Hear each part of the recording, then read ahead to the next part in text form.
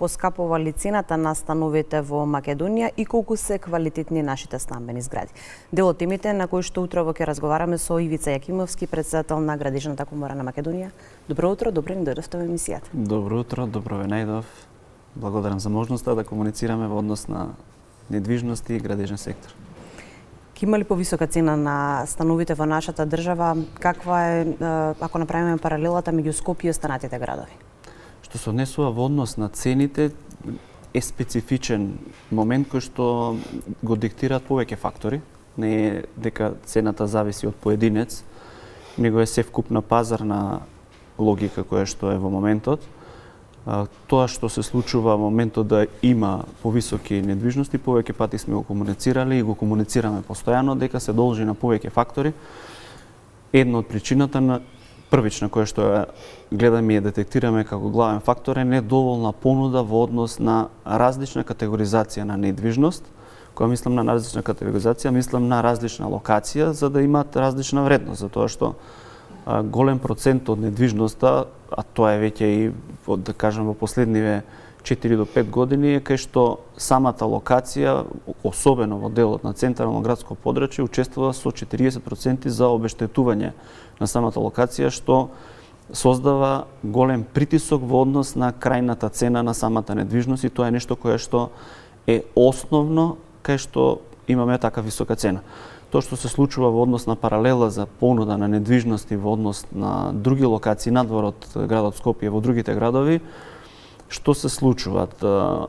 Го диктира можноста на побарувачката. Значи, главни можности кај што се нуди и се побарува недвижност е Скопје и Охрид. Другите градови се со помал капацитет заради самиот интерес во однос на бројот на жителите, во однос на сите додатни инфраструктурни поврзаности во зависност од градот, потребите кои што ги има, така да тоа е нешто кое што треба да се размислува долгорочно и да се поставува као стратегија во која насока ќе се движи целата таа понуда на недвижност. Каква е процедурата за купување на стан тука кај нас? Што се однесува во однос на самата купопродажба на недвижност, во зависност од заинтересирани купувачи, постојат неколку начини во однос на понуда и побарувачка, која се однесува во однос на самото плаќање. Тоа зависи од самиот купувач дали ќе избере да тоа го плати како сопствени средства, дали тоа ќе оди учество, па остатокот ќе се затвори со банка.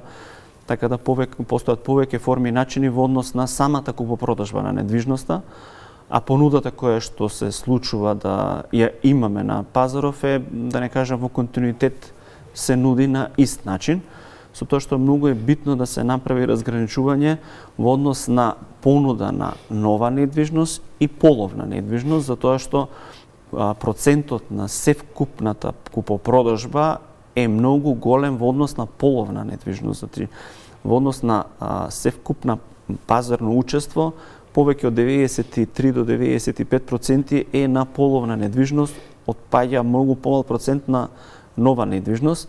Тоа што се случува и што го гледаме сите, дека има градба, тоа е резултат на действие кое што се случува повеќе години. Значи, не е нешто со отпочнување на еден објект, не е нешто кое што се отпочнува и се завршува за еден месец. Потребни се години за да може да се заврши таа недвижност. И сега во зависност од самата понуда во било која недвижност да се гради е нешто кое што изгледа дека има понуда, а во суштина тоа што го гледаме и што го имаме како информација, има понуда на поскапа недвижност која што се однесува во централно градско подрачје, која што ја земаме како репер за се останато. Затоа што ние цените исклучиво ги комуницираме во централно градско подрачје, кој што е достигнат максимум, а не правиме анализа на севкупна понуда во однос на недвижност која што постои во Република Македонија.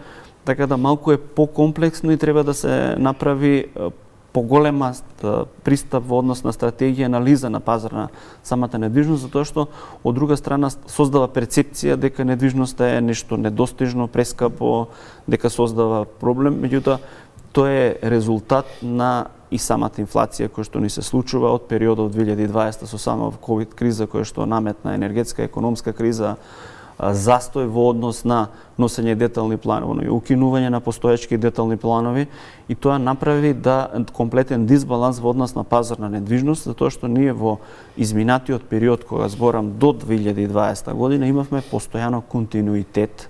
Значи имавме линеарна цена и немавме некакви си зголемување на цените, и тоа беше за нас реалност и навика во однос кога станува збор за понуда на недвижност. Ако направиме споредба во однос на Европска унија, значи секаде во било која држава во Европска унија, во зависност од инфлацијата се случува и одредена корекција во однос на самата недвижност. И сега кај нас дојде да, доколку во регионот имавме некое се скалесно зголемување на самата недвижност, кај нас дојде тоа да однеднаш се случи, како и многу работи што се случуваат непланирано. Меѓутоа, тоа е заради притисокот кој што го потенцирав, кој што зависи од сите овие влезни параметри. Дека треба да се создаде стабилизација е неопходно, меѓутоа за да тоа се случи, мора стратешки да работите се постават на по-стабилна основа за да имаме стабилизација во однос на вредност на самата недвижност, и секако се нешто кое што треба да се воспостави и ред и критериум е потребно време, меѓутоа треба да се почне да се работи во таа насока, затоа што немаме некакво си поместување во однос на изработка на детални планови, во однос на нова понуда, креација на недвижност која што ќе со помала вредност, па да може крајниот купувач да избере. Затоа што сега реалност нема некоја многу голема можност во однос на самата таа понуда, и треба да сватиме сите дека не можеме сите да живееме во централно градско подрачје, него треба да самите ние и како купувачи, и како инвестиции, како се, да инвестираме и периферно.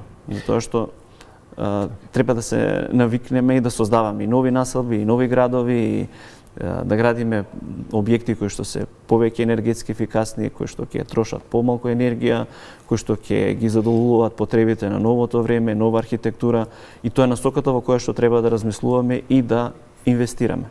Сега, господин Јакимовски, кога сме кај времето, зошто се доцни со издавање на имотните листови? Дали тоа значи дека има проблем со маркицата на објектот, со усогласување нормално на деталниот урбанистички план со генералниот урбанистички план, или сепак станува збор за нешто друго? Тоа е техничка постапка која што зависи од повеќе фактори, меѓутоа со издавање на извод од детален план и со изградба согласно одобрението кое што е издадено одредена општина, инвеститорот доколку постапи согласно извод од детален план и изработена основна проектна документација, не постои можност да не се издаде имотен лист, затоа што тоа е регулирано од 2013 или 12, не знам како беше, затоа што со издавање на одобрение за градење се креира лист за предбелешка, кој што во крајна фаза со изградба на објектот се трансформира во имотен лист. Значи, постапка во однос на, или прашалник во однос на тоа дали имотен лист може да се добие, не постои можност да не се издаде имотен лист доколку постои одобрение за градење. Така. Ако не постои одобрение за градење, ако се гради на диво, тогаш нормално е да нема имотен лист. Меѓутоа, оваа постапка е многу добро дефинирана и крајните купувачи се заштитени максимално во однос на тоа ако добро се информирани и ги следат чекорите кои што се согласно закон, затоа што на овој начин не е возможно да се создаде можност да се продаде недвижност два пати. Затоа што во минатото имавме искуство пред 20 години повеќе кај што имавме одредени малверзации, проблеми, продажба на недвижност повеќе пати. Тоа е веќе надминато и е невозможно да се случи доколку се следи чекорот на одобрение, лист за предбележување, преддоговор за купопродажба на недвижност, заверка на нотар, прибелешка во катастар.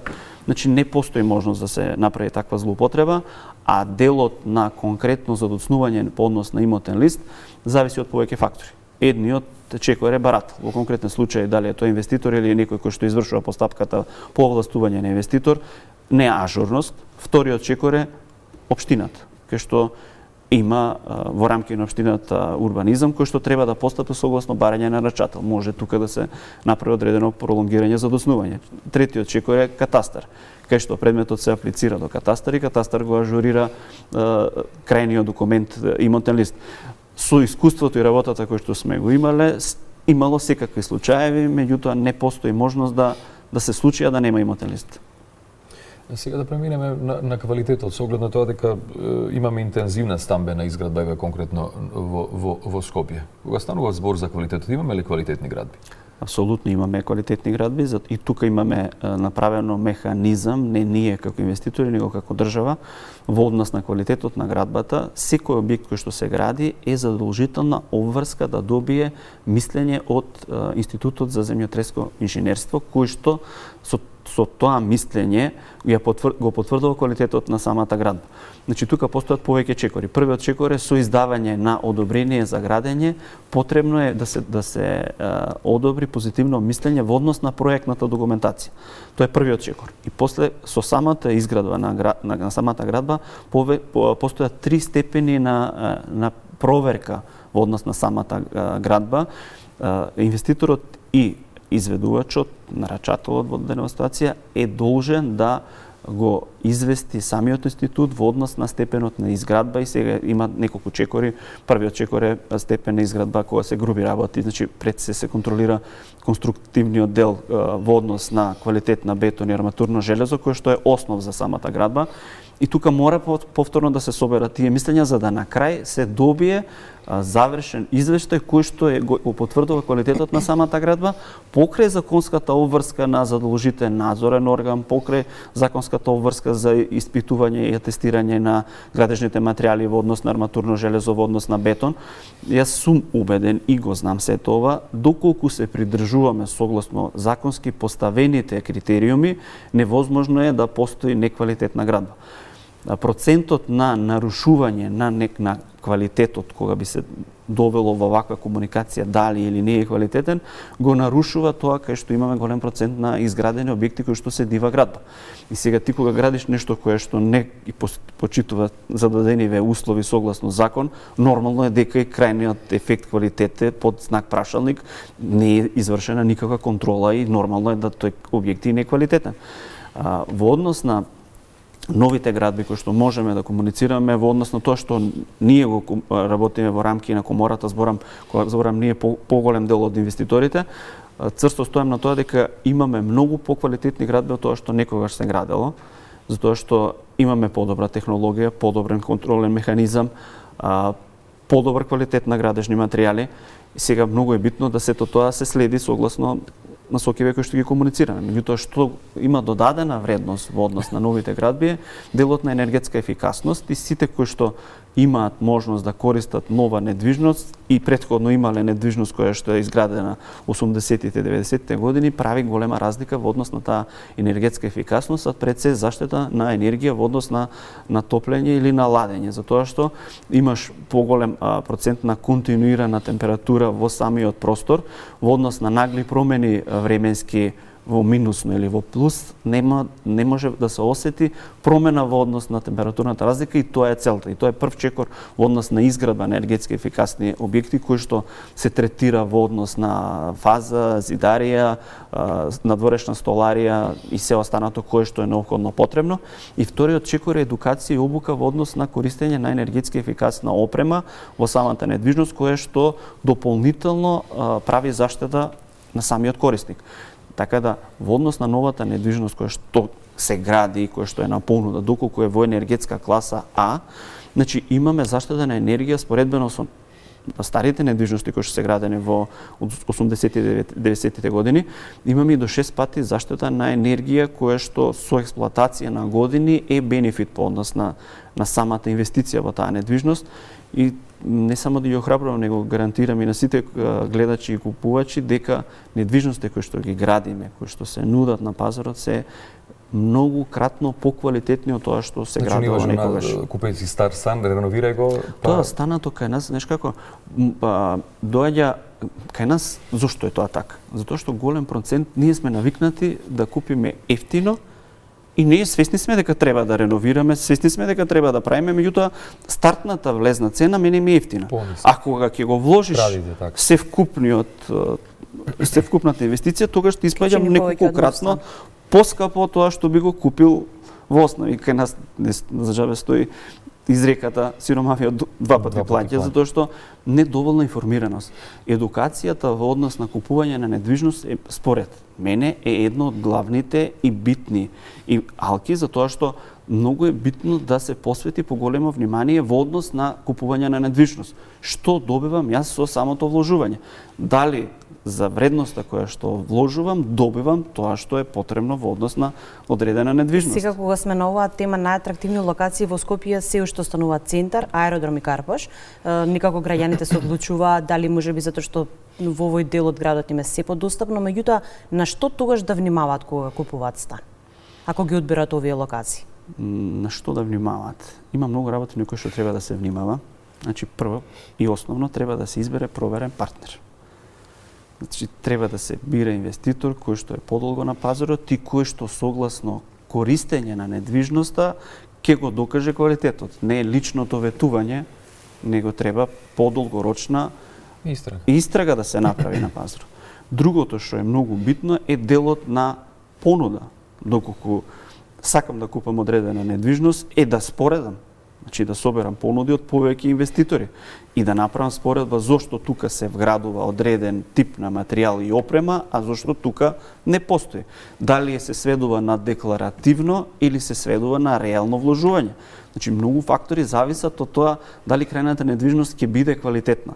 Не секогаш квалитетен материјал и гарантира квалитетен стан, затоа што сето ова кое што се случува во однос на производство на одредена недвижност, дали е стамбен или деловен простор, е процес кој што зависи од повеќе фактори во однос на самата фаза на изградба.